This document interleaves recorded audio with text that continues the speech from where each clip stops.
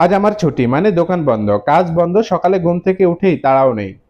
প্রবাসে ছুটি মানেই শুধু বিশ্রাম না, একটা নিজের মতো করে সময় কাটানো। তা চলো দেখি আজকের দিনটা কেমন কাটালাম। ঘুম থেকে উঠলাম একটু দেরিতে, ঘড়িতে সময় তখন সকাল 9টা।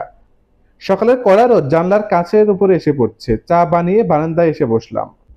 হাতে এক কাপ চা আর অন্য হাতে ফোন, মনে হচ্ছিল আজ একটু নিজের সাথে থাকি। দেশের ছুটির দিনগুলোর কথা মনে পড়ছে, রোদে ফুটবল খেলা আর খিচুড়ি রান্না, টিভিতে পুরনো নাটক দেখা। ছুটি মানেই বিশ্রাম না, ছুটি মানেই গোছানো দরকার। আজ বাসাটা একটু ঝাড়ু দিলাম আর একটু গুছিয়ে নিলাম। মনটাও হালকা হয়ে গেছে। পাশে মোবাইলে বাংলা একটা গান চালিয়ে দিয়েছিলাম। দুপুরে বের হলাম, একটু হেঁটে আসলাম। পোল্যান্ডে ছোট স্টোরগুলো একটু আলাদা শান্তি আছে। চোখে চোখ রেখে দোকানিরা হাসে এবং অনেক সুন্দরভাবে কথা বলে। আজ নিজের জন্য একটু রান্না করলাম, ভাত, ডিম আর ভাজি, টমেটো দিয়ে মিক্স করলাম। যারা প্রবাসে আছে তারাই জানে নিজের হাতে বানানো ভাত খাওয়া কতটা আনন্দ। খাওয়ার পর মোবাইল নিয়ে বসলাম, মেসেঞ্জারে একজন ভাই মেসেজ দিল। আমি বললাম, ভাই এখানে দাম কম, তবে সময়ের দাম বেশি।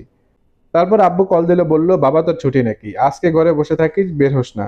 মনে মনে হাসি পায়, বাবা মা এখনো ভাবে আমি সেই ছোট্ট ছেলেটাই আছি। রাতে